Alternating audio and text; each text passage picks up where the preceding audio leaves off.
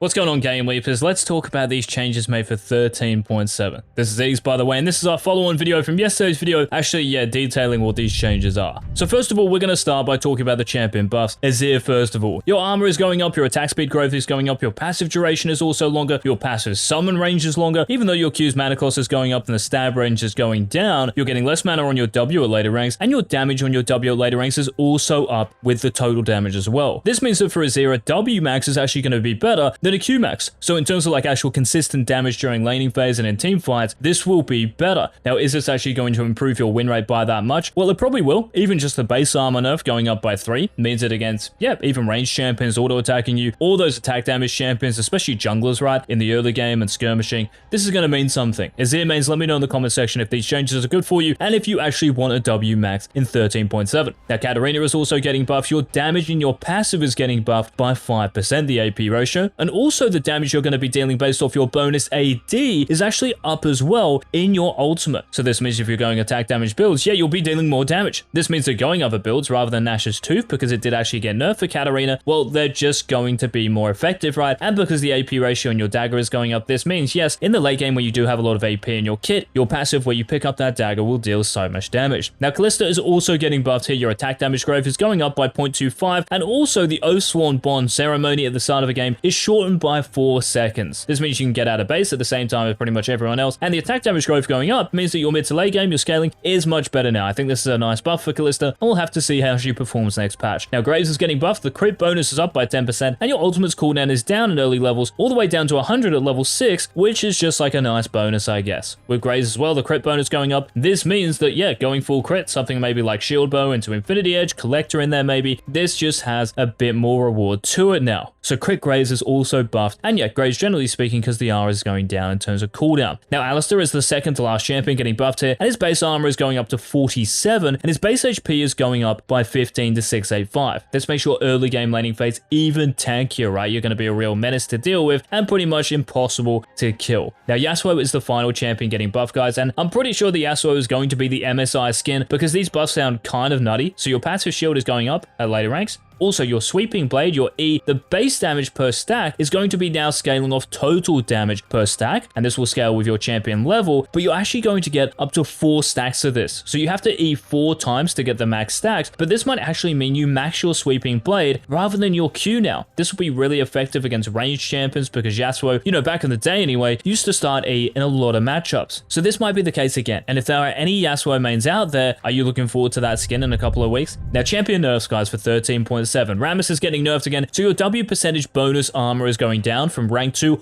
onwards, a bit squishier in the mid to late game. Veigar is also getting nerfed. Your Q's AP ratio is going down by quite a bit in the early game. You are still going to max this first still, so at level 9 you'll have actually more, but it will be a little bit more difficult to last hit minions and stuff, so the actual stacks you get will probably be less. Now, your W's AP ratio is also going to be down in earlier actual skill levels because it's going down from a flat 100% to 70% to a scaling 110%, right? So once you do actually have 5 points in your W, it will deal more damage, but again, that will be around level 13. Now, your Ultimate's AP ratio is also getting the same treatment. Instead of being a flat 75%, it's now scaling from 65% to 75%. So again, in the late game, you guys will still be hitting these values, if not getting more out of them. It's just, it's going to be harder to get to the mid to late game now. Now, Olaf is also getting nerfed. Your passive attack speed is going down at early ranks. Also, your Q's damage, the base damage is getting nerfed by 5 at each rank. So nerfing Olaf at pretty much every stage of a game, right? Particularly early game, because you'll be maxing your Q first. So top lane won't be as oppressive for those of you going against the Viking.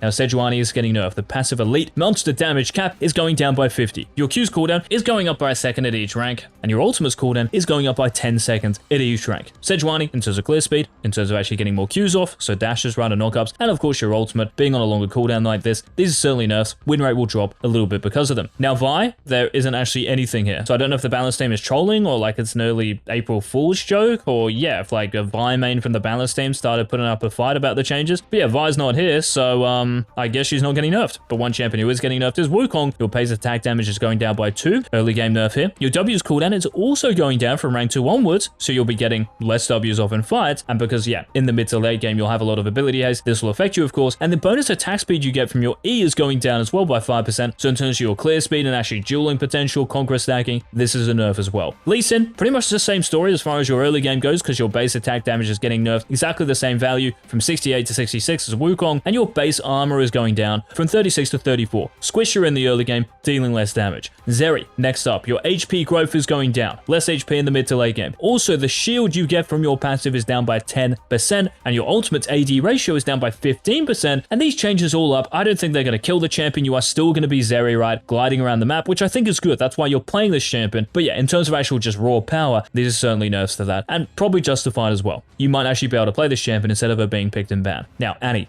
E's cooldown is getting nerfed at later ranks. So what I want you to do here is actually max something else. So like your Q, for example, and also your base shield is getting nerfed at later ranks as well. Again, this is just discouraging you guys from playing Annie support, probably maxing your E first. So Annie mid lane will be largely unaffected, but Annie support, these are nerfs to that. Now Thresh is the last champion getting nerfed here, guys. Your Q cooldown refund on hit, so if you actually land your Q, it's going from 3 seconds to 2 seconds now. This means that if you do actually land your Q, you're not going to have another death sentence up immediately after landing the first one. It's pretty obnoxious, and this change is definitely needed. Now, champion adjustments here. Honestly, I don't know why these are called adjustments. They are straight up nerfs, because for Kha'Zix, your ISO range is going down, and for your W's evolution, the slow is getting nerfed, but the thing here is that your ultimate, the duration anyway, your R, is getting buffed to 12 seconds. Now, honestly, I don't really know why Riot have done this, like lowering the ISO range and also nerfing the slow in your W. Like, it's really not an important thing, to be honest. Maybe they should put something in this where it like reduces armor when you evolve it. They can do so many things with it, but it's just like a slow for an assassin. It's not like the biggest thing in the world, but yeah, I think these changes are really whack. Any Kha'Zix mains, please let me know in the comment section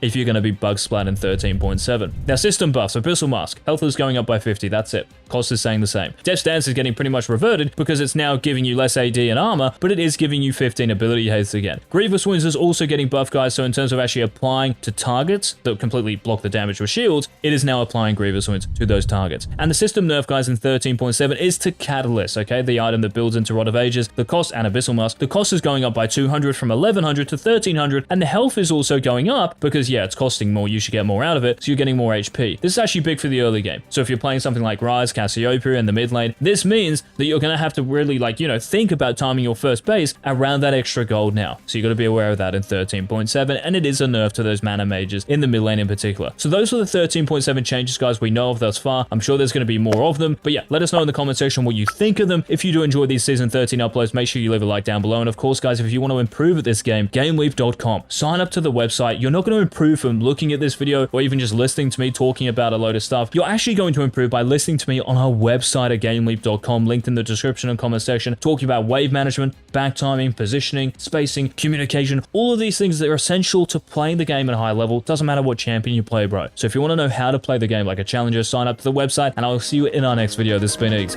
Peace.